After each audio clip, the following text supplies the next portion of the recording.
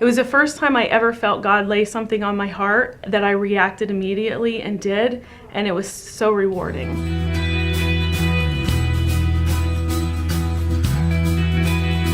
When we were going through the Sun Stand Still series, I just felt like my Sun Stand Still moment was to tell my story, to let people know that, you know, maybe they're not alone in what they're going through, or that somehow I could encourage somebody that was dealing with any of the issues that I've ever dealt with.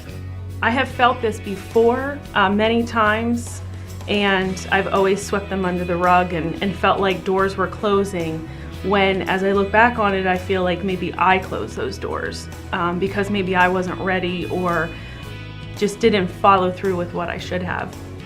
And when we did the Sun Stand Still series, God just laid it on my heart that this is it. This is, you need to do this. This is what I'm asking you to do. In our life group, I mentioned that I had a Sun Still moment, but wasn't ready to tell them what it was yet. And one of the girls from the group came to me afterwards and said, I know what your moment is, and it is to tell your story. And I hadn't shared that with her.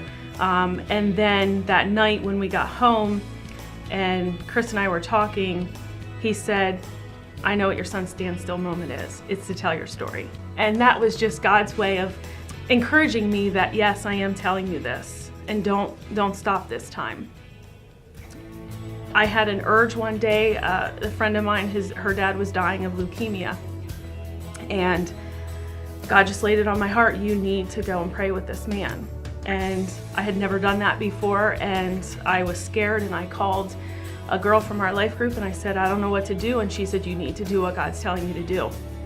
And so I dropped everything I was doing, and my best friend who lives in Iowa didn't know I was going to do this. We hadn't discussed that I was going. And I just dropped everything I was doing and I drove over to their house, and I just prayed, God, you need to take care of this for me. Like, you need to have my back, because I don't have a clue what I'm doing or how I'm supposed to do this.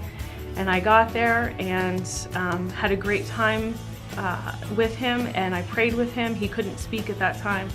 And I prayed with him, and he smiled and winked at me, and I left. And I just thought, you know, that wasn't as hard as I thought it was gonna be.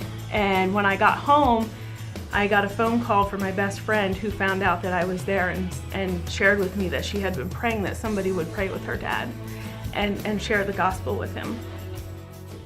When you're feeling that urge that you think that God is saying something to you, don't put it underneath something. Go and do it. If he says for you, if you feel that he's saying go do something, you need to go do it. It's really scary, especially the first time you do it, when you're doing something you've never done before. But the reward in the end is undescribable.